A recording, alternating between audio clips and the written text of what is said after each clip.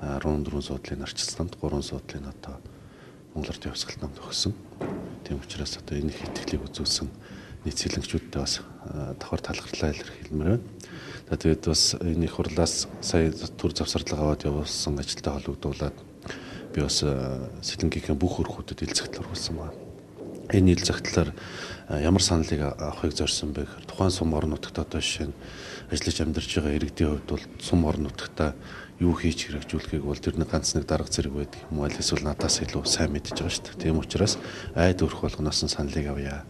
Энэ айл өрхүүд өнөөдөр энэ сумд ажиллаж амьдарч байгаа иргэд юуг хамгийн ихээр хүсэж чинь тэрийг ихний ээлжинд одоо хэрэгжүүлэх ажлын арга хэмжээний төлөвлөгөө болгож тавья. Ингэж явснараа одоо яг үхээр сумын ард иргэд юу хүсэж чинь тэрийг одоо хийх ийм бүрэн бололцоо боломж нэгтгэх юм болов гэж бодож ил захидал өргүүлсэн. Манай сэтгчүүд маш сайн идэвхтэй оролцож байгаа. Зүгээр сумдаас авсан мэдээгээр бол ямар ч байсан нийт өрхийн 80 орчим хувь нь миний ил захидлын хариу болгож одоо өөрсдийнхөө саналыг бичиж илгээсэн байна гэсэн юм мэдээлэл бол надад өгж байгаа. Одоо би удахгүй нэгтгээд тэгээд аймаг сумын иргэдийн хурлаараа одоо хилцэх асуудлуудад ямар ч байсан ихний одоо ээлжийн иргэдээс гарсан саналуудыг ажил хэрэг болгох чиглэлээр одоо тусгаад явъя гэсэн юм байна л да.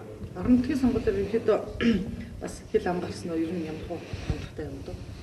За яг хөө ямар ч байсан Монгол Ардын намд сэлэнгчүүд итгэлээ үзүүлсэн. Тэгээд үзүүлсний дараагаар бол бас янз бүрийн хил амнууд гарч ийн сонгуул явж явах ч гэсэн одоо манайх хууль зөрчлөө танах хууль зөрчлөө гэх хил амнууд гарч ийсэн. Сонгуулийн дараа ч гэсэн бас энэ чиглэлээр хил ам бас тасрахгүй л байна. Шүүх сэргийлэх цагтаа гэл хуулийн хэлтийн байгууллагууд намууд одоо бие биенийг өгсөн байдалтай. Тэгээд ер нь бол яг хөө нэгэнтээ бол сэлэнгчүүд Монгол Ардын намд итгэлээ үзүүлчлээ. Тэгэхээр энэний хойноос бол ямар нэгэн байдлаар одоо юу гэдгийг гомдлоод ард иргэдийн одоо үзүүлсэн итгэлийг хүлээн зөвшөөрөхгүйгээр аливаа асуудалд хандаад байгаа явдал бол бас харамсаж байгаа. Тийм ер нь цаашдаа бол энэ соёлтой юм төлөвшсөн улс төр бол Монгол улс заашгүй хэрэгтэй. Тэгэхгүй тэгэл нэг нь одоо юу гэдгийг нэг удаагийн сонгуульд амжилт үзүүлдэг. Тэрний хойноос одоо гомдол мэтүүлэл гонгнол одоо баахан хэрэгтэй хэрэггүй мэрэл хуулийн хэлтийн байгууллагынхнийхээ ач зовоогоо өөрсдийгөө ач зовоогоо ингээд ах шаардлагагүй болов гэсэн миний бодол байна. Орон нутгийн дэс батлах хуулийн хугацаанд ер нь багтаж одоо жишээлх юм Сэлэнг аймгийнхаа цэг захиргаагаа байгуулж амжих уу ер. За энэ одоо яг ингээд энэ орон нутгийн сонгуул явагдаад одоо бас орон нутгийн иргэдийн хурлын төсөв төлөвлөгөө хэлэлцэх энэ хоёр хуулийн заалт байна тийм ээ. Нэг нь орон нутгийн сонгуулийн тухай хууль, нөгөөх нь төсвийн тухай хууль. Тэгэхээр энэ хоёр хуулийн заалт бол бас нэг талдаа жоохон зөрчилдөх юм магадлал үүссэн байна. Яагаад тэгэхээр орон нутгийн сонгуулийн тухай хууль нь 11 сарын 21-нд санал авч идэг. Тийм ээ, санал авраалт болоод за ингээд шинэ маргаан заргаан гаруул хойшлсаар хагаад магадгүй одоо нөгөө төсөв батлах хугацаанаас хоцорчих гээд байгаа байхгүй.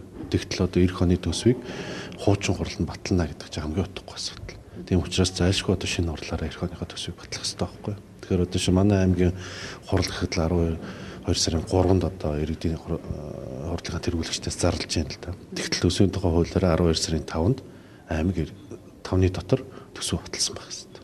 Багчаад тийм. Тэгтэл одоо шинэ хурал маань жишээ нь манай аймаг дээр чи яваад ирэхэд 3 шинэ хурал хуралдаад 4-нд одоо төсөв батлах ийм л одоо нөхцөл болцоо үүссэн байна шүү дээ. Тийм учраас энэ байдлууд дээр бас энэ хуулийн өөрчлөлтүүдийг бол явандаа цаашдаа бол яг энэ сонгуулийн жилийн үед бол заашгүй хийх шаардлагатай байна. Сонгуулийн бус жилийн хувьд бол энэ бол хэвээ явагдаж байна. Сонгуулийн жилийн үед бол үнэхээр энэ хоёр хууль бол хоорондоо зөрчилдөж байгаа нь бол энэ жилийн хувьд бол харагдаж байна гэж бодлоо.